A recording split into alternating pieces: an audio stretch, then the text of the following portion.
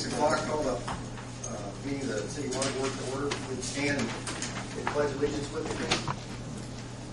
I pledge allegiance to the flag of the United States of America and to the republic for which it stands, one nation, under God, indivisible, with liberty and justice for all.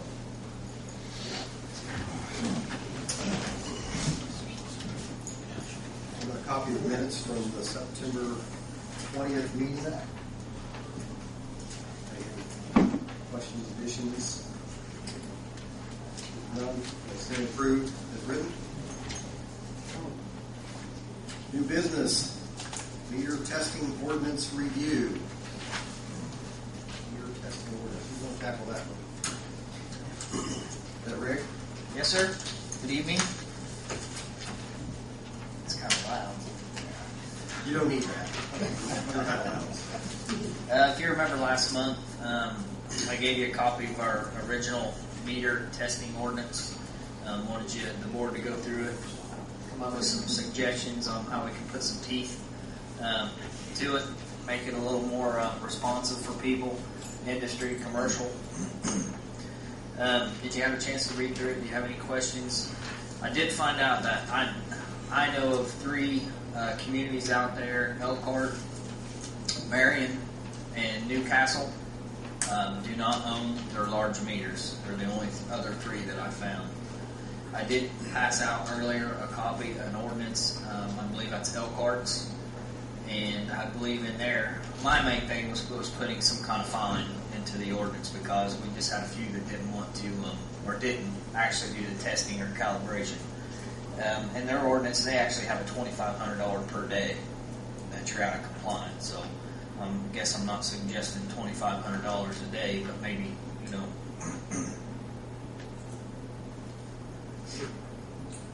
But I don't know, did the board make, if you have anything written down, I can put it all together, get it to Bryce, and maybe he can rewrite the ordinance or however you want to take care of it. Bryce, did I give you a copy of that? Elkhart's. What's that? Elkhart's ordinance. Oh, hang on. Was it one of the numbered ones? It was lame. I think it was lame. I don't know. No, this is, well, you have it now.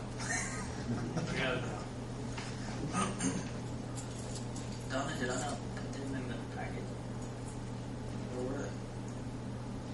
These are extra copies. That wasn't in the packet. I was looking at. Well, it was in the packet. These, you guys. These I just brought for extras. Okay. Yes. You said that, 3 or 4 cities were the only ones that do not own this thing? I found 3. Okay. Well, Bryce had made the comment in our last meeting, I guess, that he recommended we not take over the large meters because of potential liability situations. Correct. Any idea how other cities get around that? I do not. I did not ask another community about that. I was more focused on finding ones like us to compare to. So no, I did not. Is there anything could be written up, Bryce, in an ordinance to get around that issue? Around the city's ownership of it? Yeah. Well, you were concerned about liability of our employees going into a factory and because we would have to service a meter or something. What you would need is some sort of indemnification agreement between, the locations that have the larger meters between them and the city. Whether or not we can do that as kind of a blanket indemnification written into the ordinance, or whether we would have to do something with each individual location, I'm not really sure. As a practical matter, I would imagine other cities get around the issue of liability by kind of incorporating the risk of expense in their meter rates or their water rates. As some kind of fee that's tacked into there without knowing how those are structured. I don't know that I can give you a better answer than that. Is that something we could check with our current insurance carrier and see if what a concern is with them? Should be. Wouldn't that take care of some of our issues anyway if we could? And it could be a deal where if your insurance carrier says, hey, if you guys assume ownership of these meters,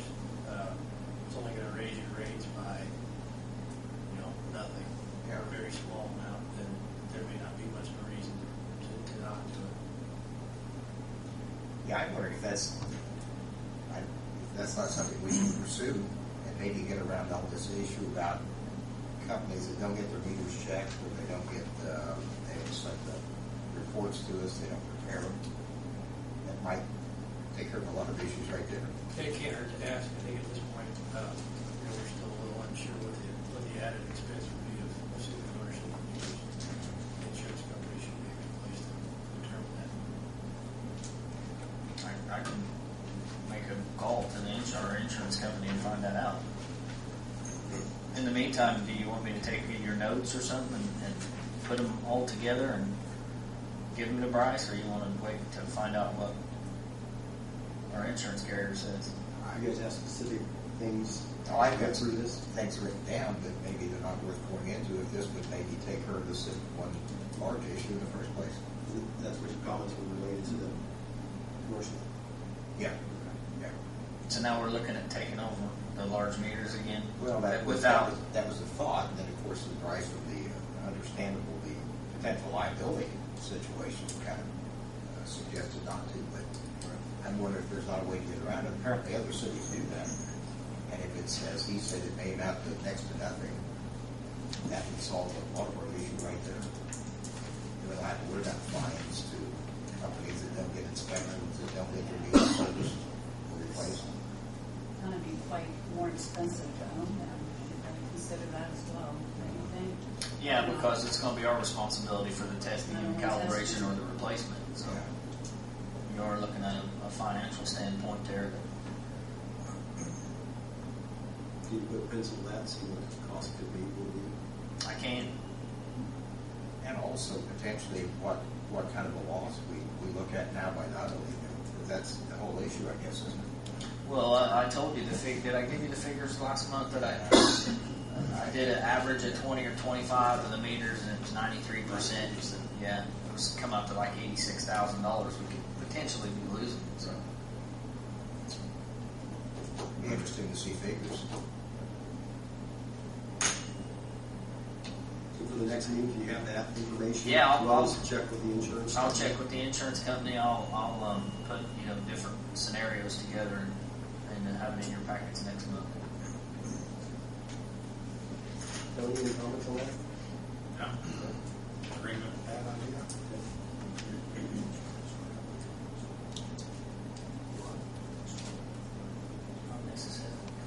Rick, you have anything else on that issue? No, I do not. All right. Next item on new business, the Forsythe water main, water line. Just to let you know, anybody that lives south of Greensburg or travels 421, we finally found that leak on 421 there by St. Mary's, and it turned out I wish I would have brought it. I have it in the plant, but I was always been told from the old timers about they used to use wooden plugs to, like, if somebody ripped a corporation out or something. And I will bring that next month. Well, I've been hearing about it for 16 years, and this is the first time we've ever dug up a wooden plug. And that's what the whole problem was. It was right in front of Scheidler Glass, and it was making its way that far. So, but what I have here is I have a quote on material for to replace the 2-inch galvanized dragger line that runs down Forsythe Street from Ireland to Montfort. Come to $8,234.28. We've been in there multiple times patching, fixing leaks. It's just an old galvanized line. It's just part of our infrastructure we need to look at. We have them, around town. And I think it'll probably be a good idea to start replacing some of these galvanized lines again. I know we was on it there for a while, and for $8,200 plus we'll have labor on that. I'm figuring roughly a week and a half to 2 weeks to complete. Just want permission to spend the money on the materials, and we can get started on that. So this is materials only. This material's only $8,234.28. Are you having issues right now other than it's going to go one of these days? Yeah, I mean, galvanized line, it's You don't have any leaks right now? Yes. And it's one of those deals where there's no fire hydrants on that section of the road too, so it's definitely going to help on the fire side standpoint too. How many residents you think are affected? Probably 10, somewhere around there, 8 to 10 homes. Talking, so about a week and a half, maybe. Week and a half, 2 weeks, yeah. So how long are they going to be affected, the 10 homes, would you guess? They won't. They're just, we'll make sure everything's buttoned up every night, and we'll probably go down the south side of the road, right on the edge of the road. We might have to be in the road, I'm not sure yet, but nobody will be out of water during that time. We'll make sure everybody's continually has water until we get the new main hooked up.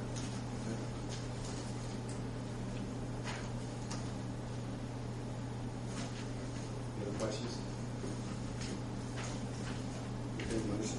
I'll motion we go ahead with the project. I'll second. Motion second. Roll call, please. Robin? Yes. Tony? Yes. John? Yes. Motion carries. Next item, bush hog. This is kind of a weird time to bring this Kind of up. a weird time to know. The last time we used our bush hog the other year, mechanism went out. What happens is there's seals underneath. When the seals blow, you leak it, you lose all the oil, and you end up grinding on the gears, and you don't know it until the end of the day. This bush hog is 21 years old now. I don't know if the board, if you remember, like I think back in spring we rebuilt for the second or third time. One of the gear mechanisms was the other side that's out now, and I think that was anywhere from $500 to $600 is what that cost us to do. I didn't know if you want me to continue to put money in this. I know that them gearboxes has been rebuilt probably every bit 4 or 5 times. I did get quotes to trade that bush hog in. I got 3 different quotes, one from Stone's Farm Service Miller Equipment and John Deere. And John Deere Smith Implements come in at $4,221.06. They were the cheapest. We can wait until spring too, because we just finished up the reservoir and I don't anticipate using it anymore this year. So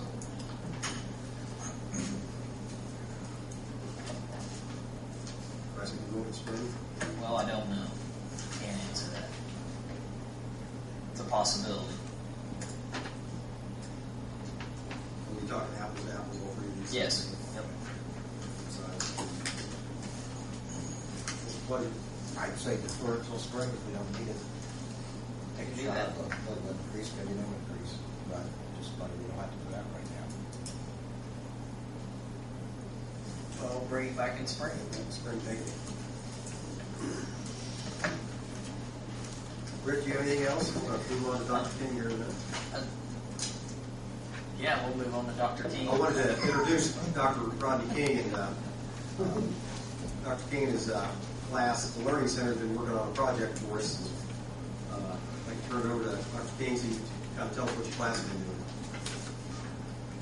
Gentlemen, Mrs. Elector, appreciate the opportunity to be here to represent the class.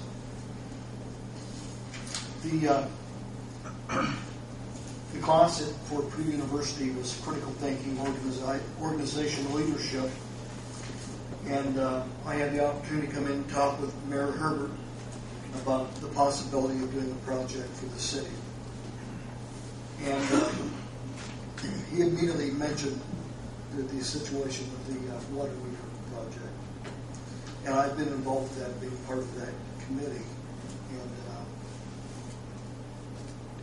And it hit instantaneously that would be an excellent project for the class.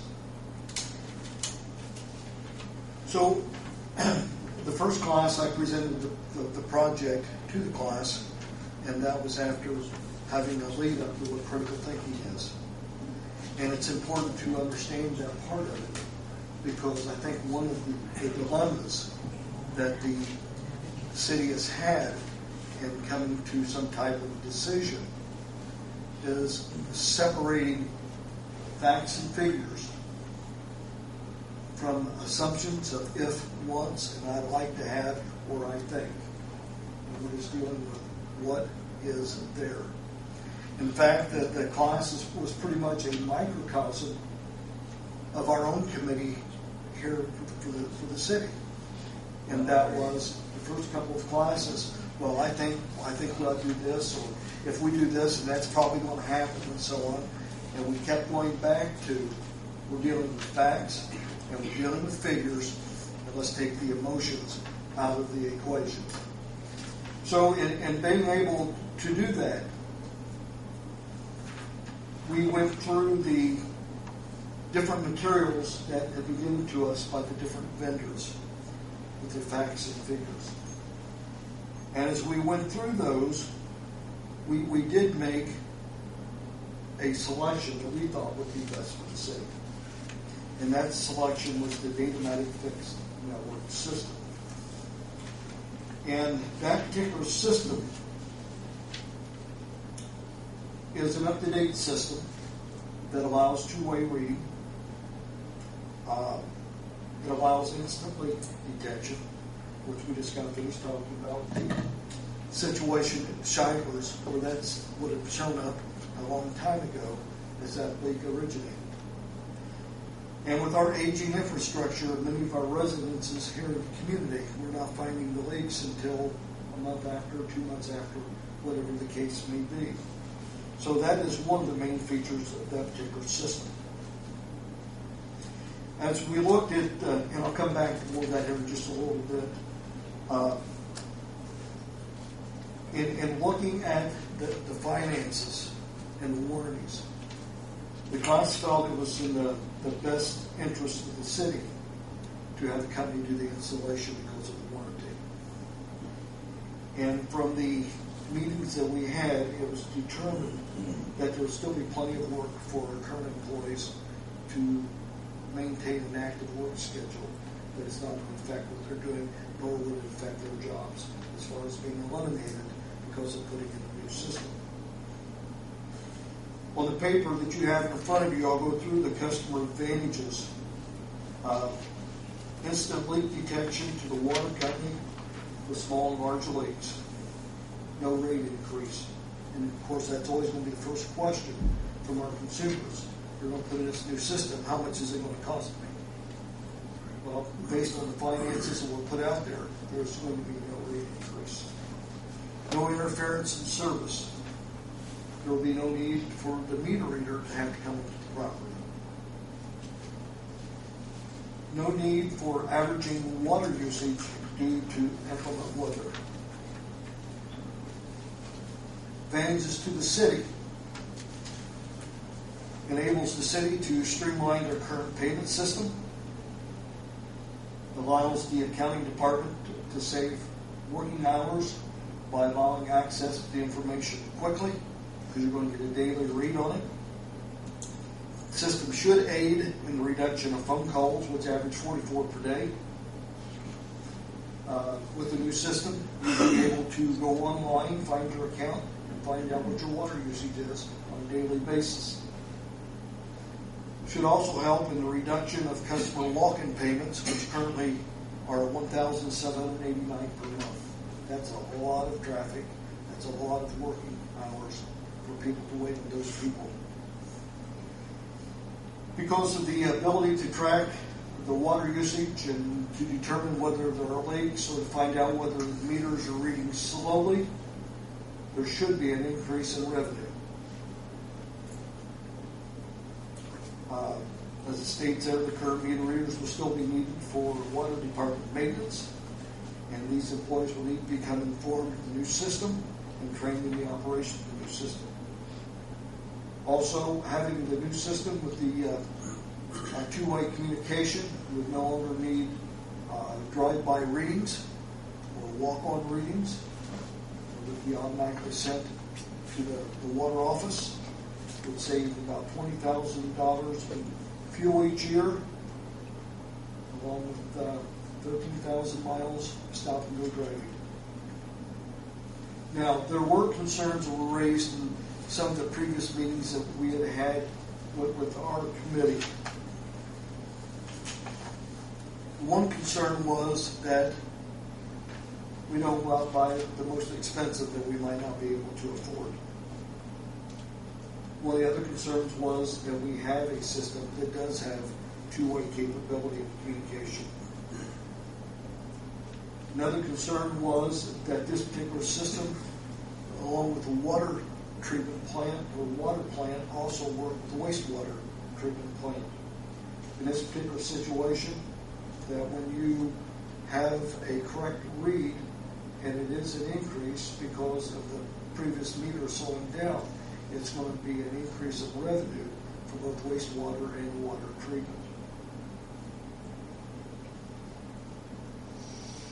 One of the other concerns that was stated by the committee was the fact that during the wintertime and inclement weather, it makes it very difficult for meter readers to get out and read each individual meter. And also, even in good weather, the location of some meters where they are in some of our downtown buildings is very difficult to have access to. That this type of system would allow them, or it would allow the city to get an accurate read without having to make an estimate each month in regards to the customer's bill. And if you have a couple months in a row or 3 months in a row where you've got bad weather, then you're guesstimating the customer's bill for 3 months. And we all know that when you get in that type of situation, consumers become very skeptic. Very skeptic. They want to know what they're using and when they're using it and how much they're using. Also, one of the problems, concern that came about was that if there is a leak, currently if there is a leak, that this leak goes undetected for at least one building cycle. And with this particular system, a red flag can come up on the system, letting the office know that there is an overusage of water for a particular consumer, that can be detected within a 24-hour period. Finances. When looking at the finances, Datamatic was a little bit more expensive than the next system. It gives you the difference in cost in comparison. But with all the options that are available, this class felt that Datamatic's cost was the best to choose because of the functionality of the system. Datamatic also offers a finance plan that can be utilized by the city. And using the finance plan, looking at the finances that are currently in place for the water and water treatment, those payments could be made with the current assets that are there each month. One of the other things that is not in the paper, but it was a suggestion, and it's not a fact or figure, it's just a suggestion, and this was talked about when the vendors came to visit to display their products, and that is we would be one of the first cities in this particular area of the United States to have this system. And when we talked with those particular vendors, the suggestion was made to them for them to negotiate a price with us that we could be their showcase for other cities or other towns to come visit. And they did not discount that. They said that would certainly be something they'd be of interest in doing. So there is a possibility of decreasing the initial cost. The last recommendation dealt with the industrial leaders, which Mr. Denny was speaking of, that 67% of that revenue, the city revenue, comes from the commercial meters. And they currently have 93% accuracy. And as he mentioned to you, if we get that in hand, then that's more money back into the coffers, which would help pay for the system.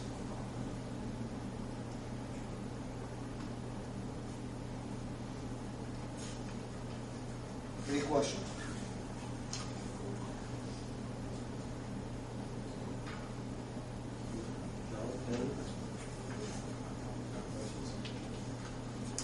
Anybody else that's been involved in this have any questions for Dr. King while he's here?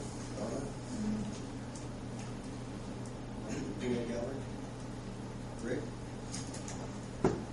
I'm just, I don't know, I guess I'm just a little concerned on how new and relatively new it is because we've kind of been down this road before, so I think we need to take that into consideration. Yeah, we want to thank you and your class for taking this project. I would like to address the statement. And I think that you made a fair question. However, there are a number of cities who do have this in place, and they've had it in place for a period of time and have had extreme success with it. And one of the things that we have mentioned in our paper, and this was one of the questions that came up in our committee meeting, was whether this particular system would work in the harsh climates of Indiana. And there is an addendum to that from Data-Matic of the city that had 12 inches of snow, and they mentioned in their report that they have had absolutely no problem because of the weather situation. And that's only, that was one of my main concerns. And I think that is a fair question, but that was addressed in our report as a footnote in the addendum. Question, Bob? Yes. We're a little confused, maybe missed something. You said that this would be the first system in the entire country? No. The first one located more towards the Midwest. There's one in Bowling Green, Ohio, and that would be the closest one in proximity to us. Did you guys get to see that? Their startup is more West California, but they're moving in this particular direction. So that gives us an opportunity to be one of the first ones in this particular area. But it is a proven product. And I know that is a concern, but it is a proven product.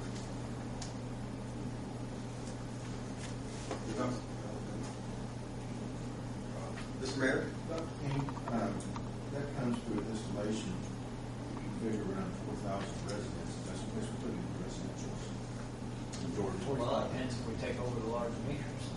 Okay, right now for 3,000 or 4,000 residents, you're looking about $500 a piece to install.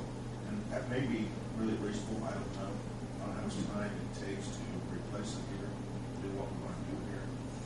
But is that reasonable, or should, if you decide to go this way, should it be negotiated?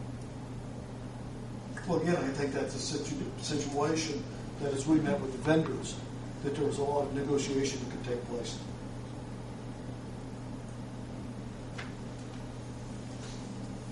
It's $381,000 more for installation.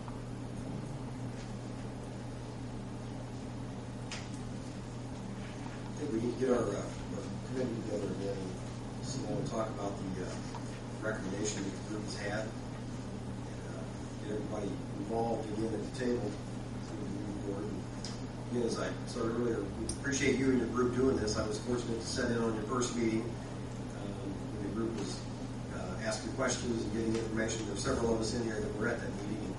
And I appreciate you guys wanting to tackle a project like this, dedicate your time and energy of that class to something that's going to benefit our whole community. And I want to let you know that we will take your recommendation very seriously and look at it. All parties involved, because we've got a lot of different parties involved, and that's probably why we're here today, is because we've got so many different people involved with different different priorities, if you will. And again, I want to go back to how we began the class. And again, it was kind of the same way with the committee. And one of the things that we had to do again was separate the issues of emotions, assumptions, I thinks, what ifs, and deal with facts and figures. And I think that's been a problem for the committee to keep that focus in that particular direction. Very good. Thank you again. Robin, can I read summary that Dr. King's class put in here? And I think it's most important. In closing, we, the Critical Thinking Organization Leadership class, have done considerable research. We have referenced vendor manuals, utilized internet searches, and met with key members of the city. Our objective is to lend an unbiased recommendation to the city in making a decision in the purchase of a new water meter system. thank you again for allowing us an opportunity to serve the city of Greensburg in this capacity. And, once again, Dr. King, please thank your class. A lot of time, a lot of effort, a lot of work. Thank you. Thank you. I agree. Thank you.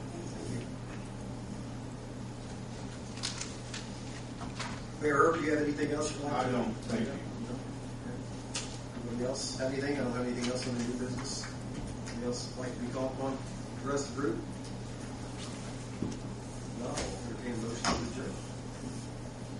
Motion.